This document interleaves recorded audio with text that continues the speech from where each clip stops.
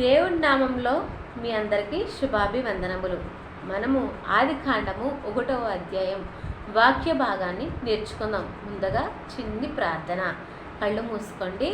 పరిశుద్ధుడా, ప్రేమ కలిగిన తండ్రి, అయా మీ పరిశుద్ధమైన బంగారు పాదాలకు వేలాది వందనాలు, స్తుతులు, స్తోత్రాలు తెలియజేసుకుంటున్నాను ప్రభువా. నాయన, ఇదిగో ప్రభువా, నాయన ఈ యొక్క విధానం ద్వారాగా నాయన ప్రభువా మిమ్మల్ని వాక్యాన్ని నాయన యేసయ్య మేము నేర్చుకునే భాగ్యాన్ని మాకు ఇచ్చినందుకు మీకు వందనాలయ్యా. చెప్పబోచున్న వాక్యం ముందు మీరుండండి తండ్రి. మీరే కృప చూపించి వినబోచున్న వాక్యంలో తండ్రి నాయన విని గ్రహించి బాబు మా హృదయం అనే పలకల మీద వ్రాసుకొని భద్రపరుచుకునే కృపను మాకు దయచేయమని నజరేయుడైన యేసయ్య నామాన్ని అడిగి పొందుకుని మా ప్రియ పరలోకపు తండ్రి, ఆమేన్. మనము ఆదికాండము 1వ అధ్యాయాన్ని ఈరోజు ధ్యానించుకుందాం. అయితే దేవుని మాటలో ఉన్న జీవం ఎలాంటిది అనేది ఈ ఆదికాండము మనకి తెలియపరుస్తుందన్నమాట. అయితే ఏమిటి ఆ జీవము అంటే, దేవుని మాట ద్వారాగా ఏవి జీవం పొందుకున్నాయి, ఏవి సృజింపబడ్డాయి, సృష్టికర్త అయిన దేవుని యొక్క జీవమైన మాట ఎంత ఉన్నతమైందో ఈరోజు మనం ఈ అధ్యాయంలో తెలుసుకుందాము. ముందుగా మనము ఈ యొక్క మొదటి అధ్యాయంలో మొదటి వచనాన్ని చదువుకుందాము.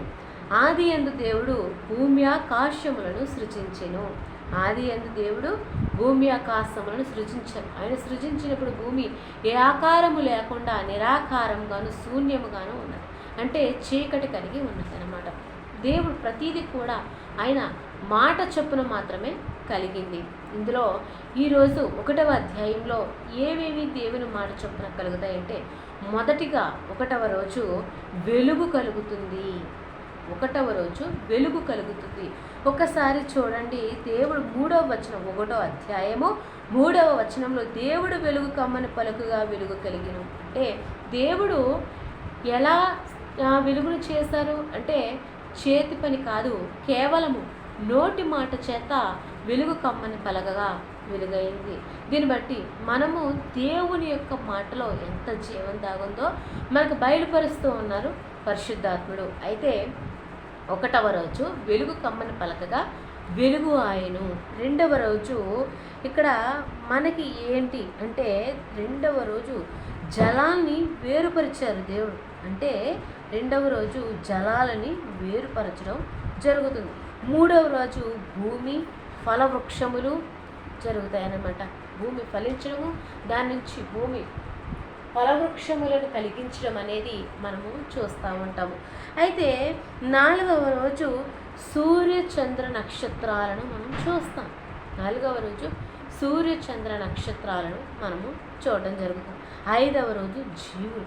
6వ రోజు 5వ రోజు కూడా జీవులు, అంటే వాటి జాతి ప్రకారము పశువులు, పురుగులు, అలాగే సముద్రంలోని జీవాలు, ప్రతిదీ కూడా ప్రాణం కలిగి చలించే ప్రతి దాన్ని కూడా దేవుడు నోటి మాట చేత కలగమని పలకగా అవి తక్షణమే కలిగిను.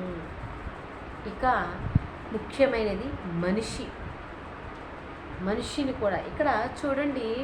27వ వచనం, 1వ అధ్యాయము 27వ వచనంలో దేవుడు తన స్వరూపమందు నరుని సృజించెను.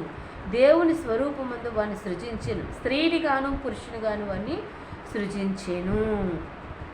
దేవుడు సృజించి వారిని ఆశీర్వదించారు. మీరు ఫలించి అభివృద్ధి పొంది భూమిని నింపండి అని ఆశీర్వదించారు. దేవుని బిడ్డలారా, దేవుని మాట చొప్పున సృష్టి కలిగినప్పుడు మన జీవితాల్లో కూడా అద్భుతాలు, ఆశ్చర్యాలు ఎందుకు జరగవు? ఈరోజు శ్రమలో ఉన్నామని, శ్రమల పాలైపోయామని, దేవుడు మన కష్టాన్ని చూడటం లేదా అని నిరాశ కలిగి ఉన్నావేమో. ఒక్క మాట చాలు దేవుడు మీ యొక్క జీవితాలని ఆశీర్వాదకరంగాను మార్చడానికి, దీవెనకరంగా మార్చడానికి ఒక్క మాట చాలు. ఆ మాట వచ్చేంత వరకు నీకు కావాల్సింది నిరీక్షణ. ప్రతి ఒక్క దేవుని బిడ్డకి కావాల్సింది నిరీక్షణ తప్పనిసరిగా కావాలి. అది ఓర్పు కావాలి. ఆ లక్షణం మనలో ఇమిడిపోవాలి.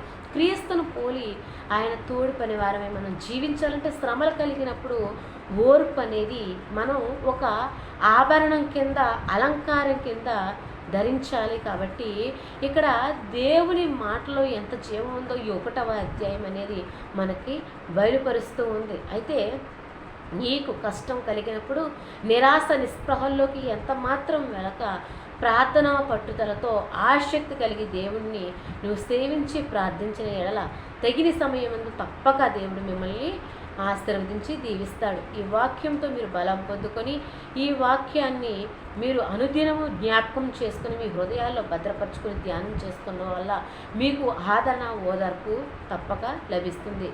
మరి ఈ యొక్క దేవుని మాటలో సృష్టి కలిగినప్పుడు, జీవం ఇంతలా కలిగినప్పుడు మన యొక్క జీవితాల్లో కూడా దేవుని యొక్క జీవం కలిగిన మాట ఫలించేలాగా అనుదిన ప్రార్థనల్లోని మనము జ్ఞాపకం చేసుకోవాలి. ఈ యొక్క పరిశుద్ధ వాక్యము దేవుడు దీవించునుగాక. మిమ్మల్ని మీ కుటుంబాలను దేవుడు బహుగా ఆశీర్వదించునుగాక. ఆమేన్.